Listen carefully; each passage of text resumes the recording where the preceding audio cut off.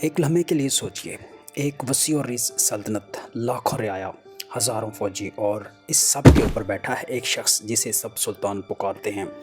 لیکن یہ لفظ آیا کہاں سے؟ اسے یہ ٹائٹل کس نے دیا؟ اور سب سے امپورٹنٹ کویسچن، کیا ہر کوئی سلطان بن سکتا تھا؟ ہندوستان کی ہسٹری میں مسلم رولرز کو سلطان کیوں کہا گیا؟ بادشاہ نہیں، خلیفہ کیوں نہیں، امیر نہیں، بلکہ خاص طور پر سلطان؟ اس ایک لفظ کے پیچھے ایک پوری پولیٹیکل، ریلیجیس اور ہسٹوریکل کہانی چھپی ہے جو آج ہم کھولیں گے۔ اور جب ہم یہ کہانی کھولیں گے تو آپ کو پتہ چلے گا کہ سلطان بننا ایک انسیڈنٹ نہیں تھا، بلکہ ایک پیچیدہ سسٹم کا نتیجہ تھا جس میں تلوار بھی چلتی تھی اور قلم بھی۔ لفظ سلطان عربی زبان کا ہے۔ اس کی جو جڑ ہے، اس کا جو ماخذ ہے، یہ سلط ہے، یعنی کہ یہ جو سلطان لفظ ہے یہ سلط سے نکلا ہے، جس کا مطلب ہے اقتدار، پاور اور اختیار۔ یعنی سلطان وہ ہے جس کے ہاتھ میں اقتدار ہو، جس کا حکم چلے اور جس کی بات مانی جائے۔ ابتدائی اسلامک ہسٹری میں یہ جو ورڈ ہے کسی خاص منصب یا عہدے کے لیے نہیں تھا، بلکہ یہ ایک وصف تھا، ایک خوبی تھی۔ لیکن پھر ایک وقت آیا 11ویں صدی عیسوی، جب سلجوقی ترکوں نے بغداد کی خلافت کے انڈر جو ہے پریکٹیکلی اقتدار سنبھالا۔ عباسی خلیفہ نے انہیں باقاعدہ طور پر سلطان کا ٹائٹل دیا۔ ہسٹوریکل ریالٹی: سن 1037 عیسوی کی اگر بات کریں تو عباسی خلیفہ القائم، انہوں نے سلجوقی سردار طغرل بیگ کو پہلی بار باقاعدہ جو ہے سلطان کا لقب دیا۔ یہ اسلامک ہسٹری میں ایک لقب کا پہلا سرکاری استعمال تھا۔ یہاں سے ایک روایت بنی کہ خلیفہ روحانی اتھارٹی ہے اور سلطان دنیاوی اقتدار کا مالک۔ یعنی خلیفہ دین کا سربراہ، سلطان ملک کا حاکم، دونوں الگ لیکن ایک دوسرے کے محتاج۔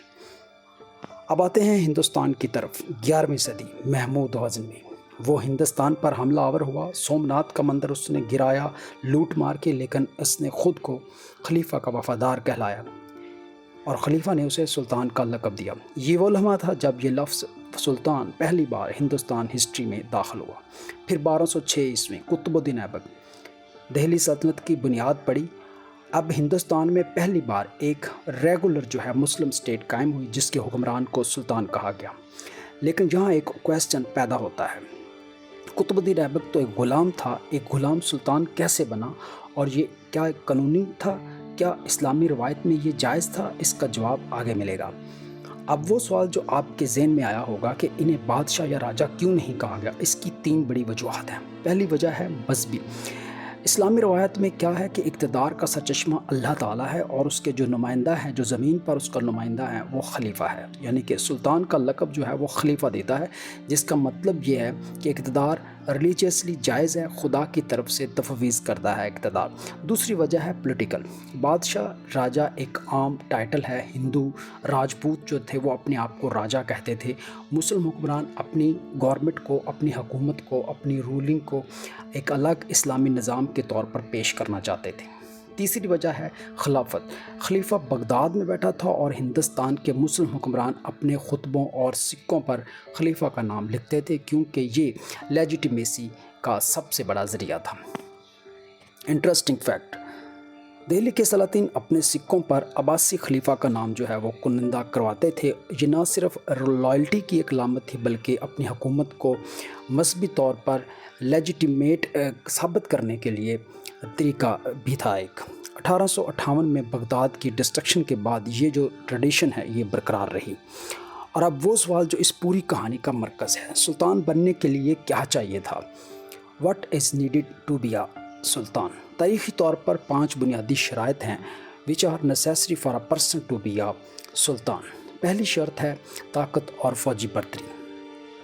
دہلی سلطنت میں سلطان کا جو چوائس ہے کوئی ووٹ سے نہیں ہوتی تھی، بلکہ وہ شخص سلطان بنتا تھا جس کے پاس سب سے زیادہ فوجی پاور ہوتی تھی یا تلوار جیتتی تھی تو پھر جا کے تاج ملتا تھا۔ یہی وجہ ہے کہ کئی سلطان محلاتی کانسپیریسیز اور دوسری جنگوں کے ذریعے سے تخت پر بیٹھے۔ کیا آپ جانتے ہیں دہلی سلطنت کے پہلے خاندان غلام خاندان میں 30 سال کے اندر 3 سلطان قتل کیے گئے اور نئے حکمران ان کی لاشوں کی پیٹھ پر چڑھ کر تخت پر پہنچے۔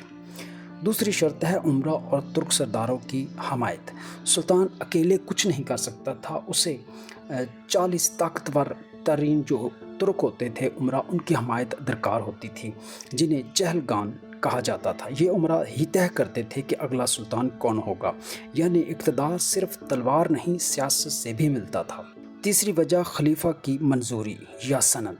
खलीफा जिसको मंजूर करता था और सनद देता था तो फिर जाके कोई शख्स खलीफा बनता था। खलीफा की तरफ से मंशूर यानी कि सनद मिलना ज़रूरी था, जिसका मतलब था कि आपकी हुकूमत इस्लामी तौर पर लेजिटिमेट है।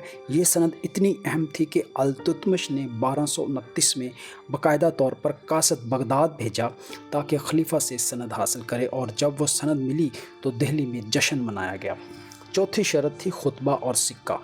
दो अलामतें हुकूमत की बाकायदा पहचान थी, खुतबा और सिक्का। जुमे के खुतबे में सुल्तान का नाम लिया जाता था और सिक्कों पर उसका नाम कुंदा होता था।